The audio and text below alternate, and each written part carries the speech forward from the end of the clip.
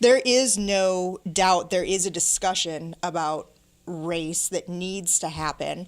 I think we can all agree on that, but who should lead it? Starbucks CEO Howard Schultz thinks his coffee chain should start the conversation, and he's teaming up with USA Today to do it.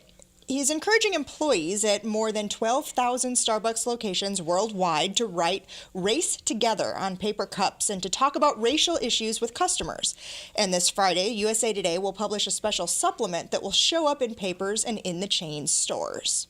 And I think it can be a primary vehicle to get people to understand that we need a new level of sensitivity, understanding around these issues, and perhaps we can, again, really create and elevate a conversation in our stores that could go well beyond our stores. And perhaps we can convince other businesses and other business leaders to join with us as a result of what we're going to do. It's an interesting idea, conversation we all agree needs to happen.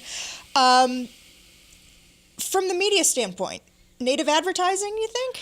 Well, I mean, it's really not clear yet, and not. The USA Today supplement is not coming out until Friday. Well, we have the baristas already apparently writing on cups as of Monday, so we don't really know exactly what USA Today's participation is going to be in it. And frankly, I mean, I think that's a really interesting part of the story because a lot of folks are slamming Starbucks.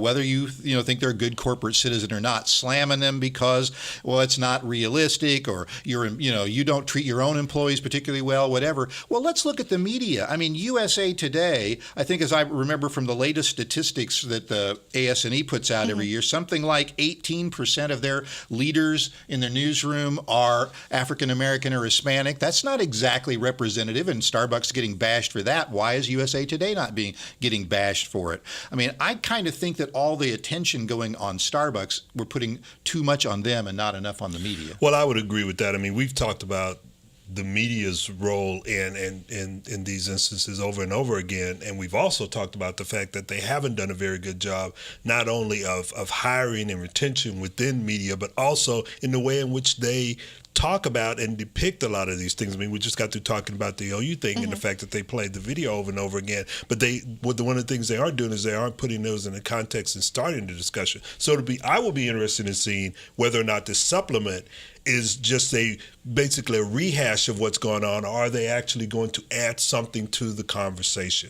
And I think I want to at least say that Starbucks is doing that. They're at least adding something to the conversation. Now, whether or not it's going to be beneficial, whether or not it's going to move the conversation forward, that's to be seen. But at least they're making an attempt, and that's more than I could say for a lot of corporations in the United States. And maybe this is getting to sound like an old refrain for me, but I'm really tired of all of the snark on social media. I mean, we talk. If you want to criticize whether or not this is just sort of hashtag activism versus real activism, okay, that's fine. But just to be immediately, automatically slamming Starbucks for something that appears their CEO is serious about, it appears that employees of the company brought this idea to the table, not some marketing team. Give them the benefit of the doubt whether it's going to work or not. Yeah, I think it's one of those. We talked about this over and over about people hitting the send button before they think, and this is a perfect example of that. All the bashing that's going on social media about, Starbucks is just trying to make some money off of an issue that's really important and really needs to be talked about.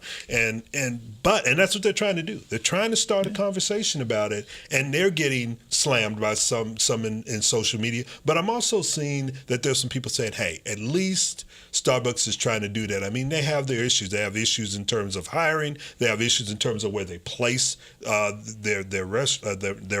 coffee houses, because they're not in poor neighborhoods. Right. They're not in neighborhoods that have a majority minority population. And if they do, then it becomes an issue of gentrification, and it's almost there goes the neighborhood, exactly. and changing the entire makeup of the neighborhood.